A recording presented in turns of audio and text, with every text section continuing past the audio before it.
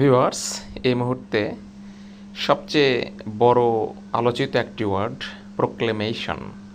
তো এই ভিডিওতে আমরা প্রোক্লেমেশন শব্দের অর্থ কী এই বিষয়টি নিয়ে বিস্তারিতভাবে আলোচনা করতে যাচ্ছি। অনেকেই প্রোক্লেমেশন, জুলাই প্রোক্লেমেশন ট্রেন্ডিং একটা বিষয় হয়ে গেছে। আজকে জুলাই প্রোক্লেমেশন দেওয়ার দিন। তো আমরা চেষ্টা করি আজকে প্রোক্লেমেশন বলতে কী বোঝায়। দেখুন, প্রোক্লেমেশন শব্দের English মিনিংগুলো: an official public announcement, especially one dealing with a matter of great importance. আরেকটা মিনিং করা যায়, সেটা হচ্ছে formal declaration specially by someone in authority. অর্থাৎ প্রোক্লেমেশন একটা অফিসিয়াল অ্যানাউন্সমেন্ট, এক ধরনের ঘোষণাপত্র যেটা কোনো একটি বড় গুরুত্ব রয়েছে। আর 2 নম্বরে যেটা বলা হচ্ছে সেটা হচ্ছে এটাও এক ধরনের ঘোষণাপত্র, সাধারণত কোনো অথরিটি বা কর্তৃপক্ষ কর্তৃক দেওয়া হবে, এরকম একটি বিষয়।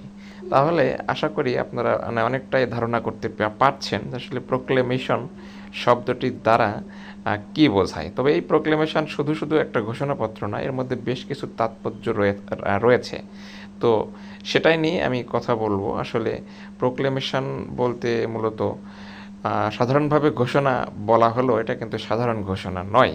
কারণ ঘোষণা অনেক রকমের হতে পারে, কিন্তু প্রোক্লেমেশনের মধ্যে বেশ কিছু তাৎপর্যপূর্ণ ঘটনাকে কেন্দ্র করে এটা করা হয়ে থাকে।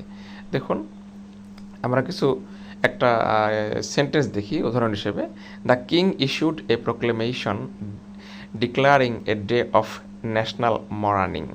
অর্থাৎ রাজা একটি প্রোক্লেমেশন জারি করেছিল যাতে দেশবাসী শোক দিবস পালন করা হয়। তাহলে এখানে আপনাকে মাথায় রাখতে হবে যে প্রোক্লেমেশন একজন আপনি বা সাধারণ ব্যক্তি দিলে হবে না সেটা।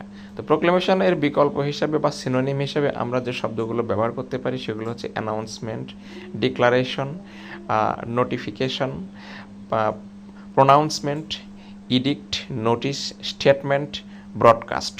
অর্থাৎ যদি কেউ প্রোক্লেমেশন ব্যবহার করতে না চান তাহলে এর বিকল্প বা অল্টারনেটিভস বা সিনোনিমস হিসেবে এই শব্দগুলো ব্যবহার করতে পারেন। তার মধ্যে অ্যানাউন্সমেন্ট এবং ডিক্লারেশন, নোটিফিকেশন, প্রোনাউন্সমেন্ট এগুলো সরাসরি ধরা হয়। আর ইডিক্ট, নোটিশ, স্টেটমেন্ট, ব্রডকাস্ট এগুলো সাধারণত সচরাচর প্রোক্লেমেশনের সাথে যায় না, তারপরও সিনোনিমের ক্ষেত্রে জোর করে এক জায়গায় রাখা যায়। তবে একটা কথা আছে কি, যে আসলে কোনো ওয়ার্ডেরই অ্যাকচুয়ালি সিনোনিম হয় না। যে ওয়ার্ড যে জায়গাতে প্রযোজ্য সেখানে শুধুমাত্র সে ওয়ার্ডই প্রযোজ্য, অন্য কোনো ওয়ার্ড দিয়ে ওর চাহিদা পূরণ করা সম্ভব না।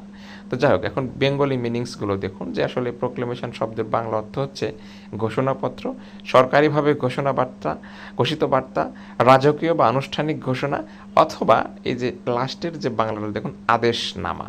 প্রোক্লেমেশনটা একেবারে আদর্শ যে বাংলাটা, সঠিক বাংলাটা, সেটা হচ্ছে আদেশনামা।